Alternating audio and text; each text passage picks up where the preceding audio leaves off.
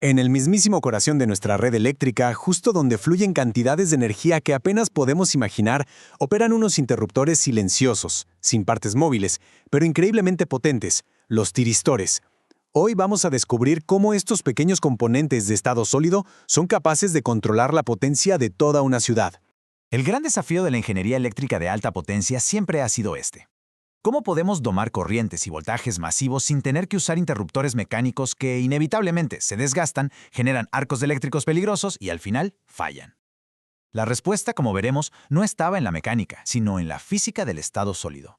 Nuestro recorrido de hoy será así. Primero, vamos a entender bien el problema del control en corriente alterna. Después, conoceremos al protagonista, el SCR, el interruptor que lo cambió todo. Veremos cómo evolucionó hacia el TRIAC y el DIAC, luego los pondremos a trabajar en un caso práctico y cerraremos con algunas reflexiones sobre diseño y futuro. Empecemos pues por el principio, el desafío. Miren, los interruptores mecánicos como los relevadores son fuertes, sí, pero cuando hablamos de altas potencias y de conmutar rápidamente, se meten en problemas muy serios. El arco eléctrico que se forma al abrir y cerrar literalmente derrite los contactos poco a poco. Hay desgaste físico y su velocidad es, francamente, muy limitada.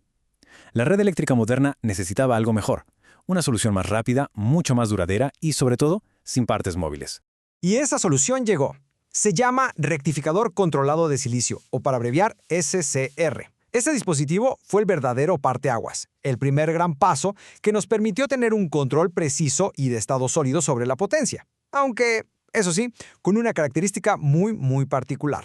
Y aquí está la clave de todo. Pensemos en un SCR como un diodo que tiene un portero. Normalmente, aunque el voltaje esté aplicado correctamente, no deja pasar la corriente. Pero, si le damos un pequeño pulso, un toque en su terminal de compuerta, listo, la puerta se abre de par en par y la corriente fluye sin resistencia. Esa es la magia del control. Su símbolo esquemático nos cuenta prácticamente toda la historia. Tenemos el ánodo, que es la entrada de la corriente principal, el cátodo, la salida, y la compuerta o gate, que es nuestro botón de disparo. Y algo fundamental que hay que recordar siempre. Al igual que un diodo, el flujo de corriente es una calle de un solo sentido. Siempre, de ánodo a cátodo. La genialidad está en su estructura interna. Esas 4 capas de silicio se comportan en la práctica como 2 transistores conectados de una forma muy especial, retroalimentándose el uno al otro. Cuando activamos uno, ese transistor activa el segundo, y el segundo, a su vez, mantiene activado al primero. Se crea una especie de reacción en cadena, un círculo de retroalimentación positiva que hace que el dispositivo se enganche en el estado de conducción, incluso si ya quitamos el pulso de la compuerta. Pero claro, tanto poder viene con ciertas sensibilidades. El SCR es delicado ante cambios muy bruscos. Si la corriente o el voltaje suben demasiado rápido, pueden engañar al dispositivo y hacer que se dispare solo, sin que se lo hayamos pedido. Es como si la energía del propio transitorio funcionara como un pulso falso en la compuerta, y eso es algo que en el diseño se debe controlar con muchísimo cuidado. Y esta curva característica nos muestra su doble personalidad.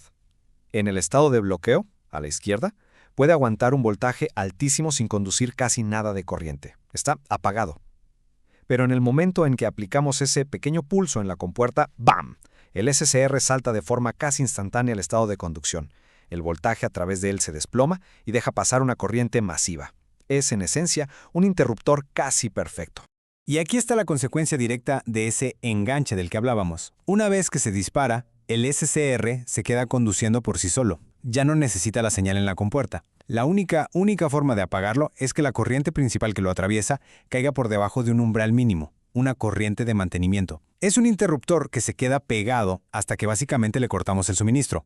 El SCR fue toda una revolución, no hay duda, pero su naturaleza de calle de un solo sentido era una limitante muy grande para controlar la corriente alterna. Y esto nos lleva, naturalmente, a la siguiente etapa en la evolución de estos dispositivos. El problema es bastante evidente, ¿verdad?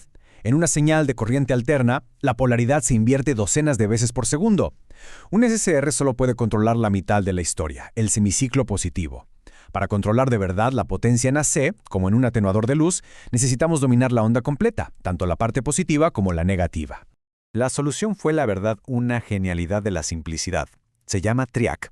Conceptualmente, un TRIAC es como si tomáramos 2 SCR, los pusiéramos uno frente al otro en una configuración antiparalela y los fusionáramos en un solo componente con una sola compuerta. El resultado, un interruptor capaz de conmutar la corriente en ambas direcciones.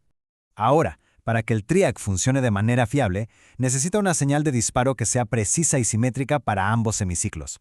Y ahí es donde entra su compañero ideal, el DIAC. Pensemos en el DIAC como un interruptor de precisión que no se activa hasta que el voltaje alcanza un nivel muy específico. Cuando lo hace, ¡pum!, entrega un pulso de corriente limpio y rápido, perfecto para disparar al TRIAC justo en el momento exacto, sin importar la polaridad. Muy bien, suficiente teoría por ahora.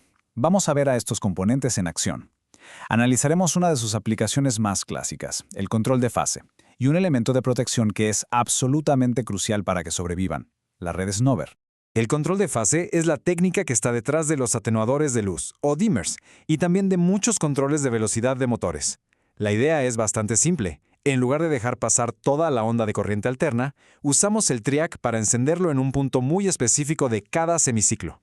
Al hacer esto, controlamos la potencia promedio que le llega a la carga, ya sea un foco o un motor. Esta animación lo muestra perfectamente.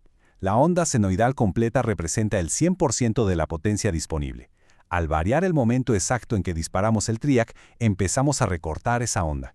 Si lo disparamos muy al principio del semiciclo, entregamos casi toda la potencia y la luz brilla al máximo. Si retrasamos el disparo, le damos a la carga solo la colita final de la onda y la luz se atenúa.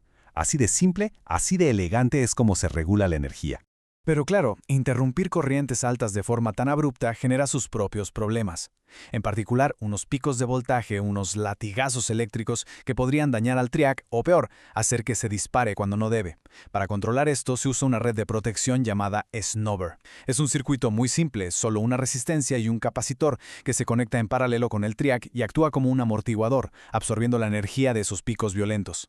Y finalmente, como en todo buen proyecto de ingeniería, la implementación práctica exige disciplina y una enorme atención al detalle. Esto nos lleva a las consideraciones finales de diseño que nunca se deben olvidar. La regla de oro casi sagrada en la ingeniería de potencia es esta. La hoja de datos del fabricante es la ley. Ahí están los límites absolutos, los márgenes de operación que nunca, bajo ninguna circunstancia, deben ser ignorados. Y por supuesto, cuando se trabaja con la red eléctrica, la seguridad no es opcional. Proteger el circuito y cumplir con las normativas locales es tan o más importante que el diseño mismo. Y para cerrar, les dejo una pregunta para reflexionar. Hemos visto que los tiristores son los campeones indiscutibles en el manejo de potencia bruta, pero en ingeniería todo tiene un costo, un compromiso.